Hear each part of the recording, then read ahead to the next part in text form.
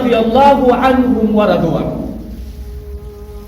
Allah akawa kawaridhia wakiwa na uhai wao, na hajaridhiwa mtu isipokuwa awe ana bishira kuingia janna. Al-ashra al-mubashsharuna bil janna, hao ni 10 waliobashiriwa janna wakiwa bado wanahema kama ilivyo mimi na wewe ndugu yangu Muislamu.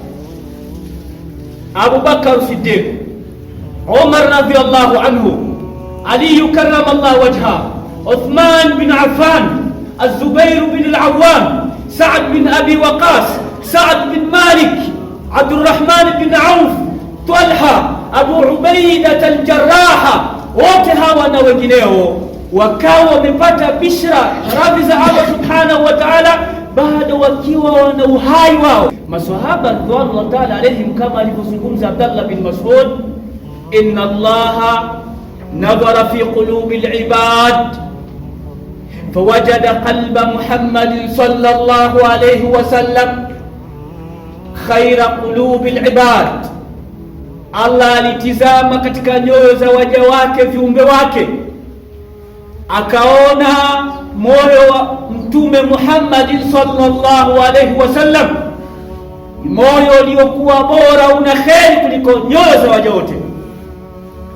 Fastafahu li nafsi, Allah akawa kamchagua yeye mwenyewe. Wabta'athahu birisalati, akawa kamtuma kwa ujumbe wake. Thumma nadhara fi qulubi al-ibad, kisha Allah akatizama pia katika nyoyo za waja wake kwa mara nyingine, baada ya qalbi Muhammadin sallallahu alaihi wasallam, baada ya kutizama moyo wa mtume na kuchagua moyo wa mtume kubeba majukumu. Fawajada quluba ashabi, akakuta nyoyo za maswahaba wake radhiyallahu ta'ala anhu khaira qulubil ibad, ndiyo nyoyo zilizokuwa bora za kheri kuliko nyoyo za waja wake wote. Fajalahum wuzara nabi, hapo Allah subhanahu wa ta'ala anasema Ibn Mas'ud, akawafanya kuwa ni mawaziri wa Mtume Muhammad sallallahu alaihi wasallam.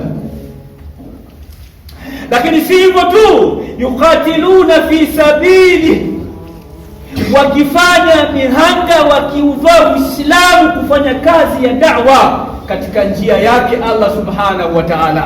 Na hapa ndipo panakuja farqun bainana wa bainahum, ndipo hapa tunaona tofauti kubwa ndugu zangu baina ya sisi tunaodai ni Waislamu, ni waumini, na namna ambavyo tumeubeba Uislamu na uumini wetu. Maswahaba ridwanullahi ta'ala alaihim